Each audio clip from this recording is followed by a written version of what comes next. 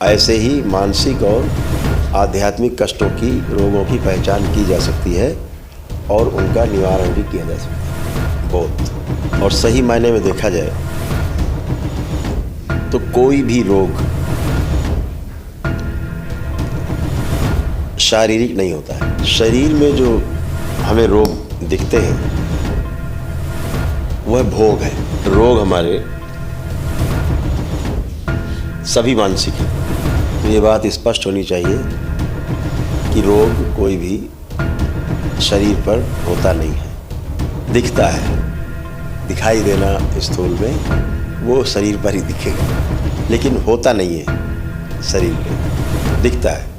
यही भ्रम है और भ्रम सबसे बड़ा रोग है। रोग कि किसी भी दूसरे के रोग को किसी भी दूसरे शरीर में, जिंदा शरीर में स्थानांतरित किया जा सकता है यदि वह व्यक्ति उसके पूर्व जन्मों के किए गए कर्मों के दंड को स्वयं स्वीकार ले, तो वह रोग स्वतः ही स्थानांतरित हो जाता है। कर्म स्थानांतरित, भोग रोग स्थानांतरित। जय जय राधा हरि। ध्यान के द्वारा मानव अपने तमाम शारीरिक, मानसिक और आध्यात्मिक बाधाओं को समझ सकता है, उन्हें ढूंढ सकता है और उन्हें हल भी कर सकता है। अभी दरबार आपको शारीरिक अंगों की पहचान और उनमें होने वाले रोग, उनसे होने वाले, उत्पन्न होने वाले कष्ट, भविष्य में होने वाले रोग आदि के बारे में पहचान करा के ये स्पष्ट करना चाहता है कि ऐसे ही मानसिक और आध्यात्मिक कष्टों की, रोगों की पहचान की जा सकती है और उनका निवारण भी किया जा सकता है। Diagnosis and treatment both. और सही मायने में देखा जाए तो कोई भी रोग शारीरिक नहीं होता है। शरीर में जो हमें रोग दिखते हैं वह भोग है। रोग हमारे सभी मानसिक हैं। रोग का कारण शरीर में, हमारे चित्त में, रोग हमारे सूक्ष्म शरीर में, और रोग के कारण जो हमारे भोग हैं वह रोग के रूप में हमें शरीर में दिखाई देते हैं घनीभूत अवस्था में। इस प्रकार रोगों को सूक्ष्म शरीर से और कारण शरीर से भी नष्ट किया जा सकता है। नष्ट होते ही दरबार में प्रतिदिन होता है, प्रतिक्षण होता है, और ये आपकी प्रार्थना और संकल्प से भी होता है। तो ये बात स्पष्ट होनी चाहिए कि रोग कोई भी शरीर पर होता नहीं है। दिखता है, दिखाई देना स्थूल में वो शरीर पर ही दिखेगा, लेकिन होता नहीं है शरीर पे, दिखता है। यही भ्रम है और भ्रम सबसे बड़ा रोग है। रोग शरीर पर नहीं होता है, इसका सबसे बड़ा प्रमाण ये है कि किसी भी दूसरे के रोग को किसी भी दूसरे शरीर में, जिंदा शरीर में स्थानांतरित किया जा सकता है यदि वह व्यक्ति उसके पूर्व जन्मों के किए गए कर्मों के दंड को स्वयं स्वीकार ले, तो वह रोग स्वतः ही स्थानांतरित हो जाता है। कर्म स्थानांतरित, भोग रोग स्थानांतरित। इसलिए कष्ट भी स्थानांतरित हो जाते हैं दूसरे के संकल्प से। तो विस्तार के लिए इसको ऐसे समझेंगे। अभी अगर दरबार के भाषा में समझा जाए तो हम किसी दूसरे का संकल्प करते हैं तो उसका भी कष्ट आप में आ जाता है। वो सिर्फ कष्ट ही नहीं है, रोग का हिस्सा है। उसके किए गए जो कर्म है, जिन स्मृतियां हैं, वो स्मृतियां आप में ट्रांसफ़र होने लगती हैं और धीरे धीरे वो भोग आप में कटने लगते हैं और धीरे धीरे उसका रोग कष्ट समाप्त हो जाता है जिसका होता है, और जिसका संकल्प आप करते हैं, जिसके लिए प्रार्थना करते हैं, वो ठीक होता जाता है।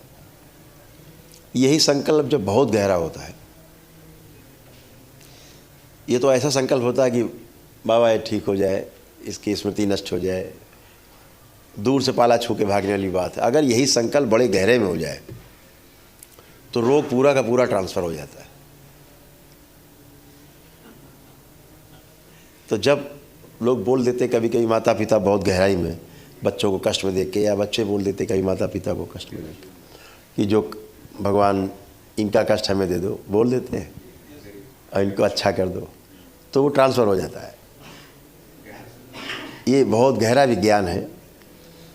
और इतना ही नहीं, आयु भी स्थानांतरित हो जाती है, आयु भी ट्रांसफ़र हो जाती है जीवन यात्रा की, श्वासें भी स्थानांतरित हो जाती हैं, प्राण भी हम दरबार में स्थानांतरित करते ही रहते हैं, एक से दूसरे के प्राण दूसरे में करते ही रहते हैं। तो ये सब संकल्प के माध्यम से, आपके प्रार्थना के माध्यम से ये सब संभव है। कितना गहराई से किया गया संकल्प है। पौराणिक अगर हम आपको उदाहरण दें तो सबसे बड़ा जो उदाहरण है माइलस्टोन के रूप में, वो राजा ययाति का है कि उनके पिताजी को जब किसी एक कन्या से मोह हुआ और विवाह के लिए उन्होंने था, उनके मन में कुछ जीने की इच्छा ज़्यादा पैदा हो गई, तो उनका मुझे और लंबा जीना है, लेकिन बूढ़े हो गए थे। तो दोनों बेटों को बुला करके, रघु और यदु को, कहा कि भाई मुझे तुम्हारे उम्र चाहिए, जवानी चाहिए। तो एक बेटे ने मना कर दिया, एक ने कहा नहीं हम देंगे। रघु ने अपनी जवानी, यानी जैसे रोग जा सकता है जवानी जा सकता है, स्वास्थ्य भी जा सकता है, दोनों चीज़ है ना, दोनों ही जाएगा ना। ट्रांसफ़र तो रोग आएगा तो स्वास्थ्य जाएगा, यही तो है।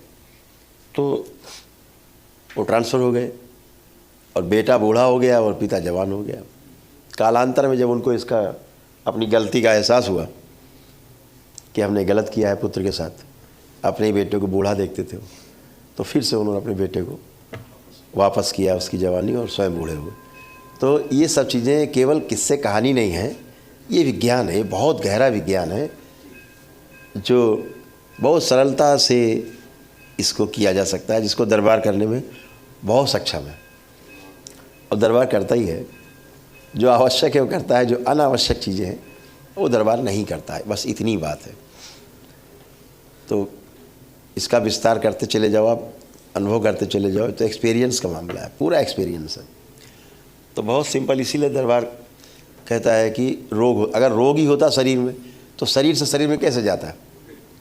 संक्रमण हो सकता है, संक्रमण तो एक बना रहता है, दूसरे में भी चला जाता, एक से दो में हो जाता, लेकिन एक का ख़त्म होकर के दूसरे में चला जाए, ये विज्ञान, गहरा विज्ञान। ये विज्ञान इससे ये स्पष्ट होता है कि जितने भी रोग हैं वो कर्म के कारण है, हमारे कर्मों के भोग के कारण हमें रोग उत्पन्न होते हैं सूक्ष्म शरीर में, और वह इसीलिए मृत्यु के बाद भी वह रोग शरीर लेकर के सूक्ष्म शरीर भोगता रहता है, उन कष्टों में रहता है।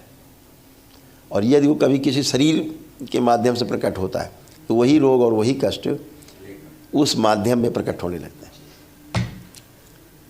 और उसके जाते ही वह रोग और कष्ट उस माध्यम से भी समाप्त हो जाते हैं। इसलिए सिद्ध है कि कोई भी रोग शरीर में नहीं होता है, बस वो दिखता है हमारे कर्म भोग के कारण, सघनता के कारण दिखता है सघन रूप में, ताकि हम पहचान कर सकें कि हमारे रोग हैं और उनके लिए प्रार्थना कर सकें। उसके लिए दान पुण्य, जप तप, तपस्या, प्रार्थना, पूजा इत्यादि तमाम उसके उपाय भी हैं, उनको कम करने के, क्षमता बढ़ाने के, शरीर की क्षमता ज़्यादा बढ़ जाए, रोग आराम से कट जाए, भोग कट जाए। गुरुओं की शरण में जाके भी कम हो जाते हैं कभी कभी, ऐसे ईश्वर की शरण में भजन पूजन से भी कम हो जाते हैं, क्षमता बढ़ जाती है शरीर की, तो सहने में आसानी हो जाती है, आदमी भोग के काट ले जाता है।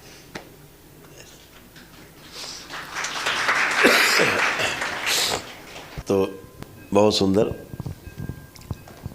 स्पष्ट रहना चाहिए, तो भय कम होता है। जब भी आपको किसी वस्तु के बारे में पूरा ज्ञान होता है तो उससे भय समाप्त हो जाता है। भय का अर्थ ही यही है कि बात अभी समझ में पूरी आई नहीं है।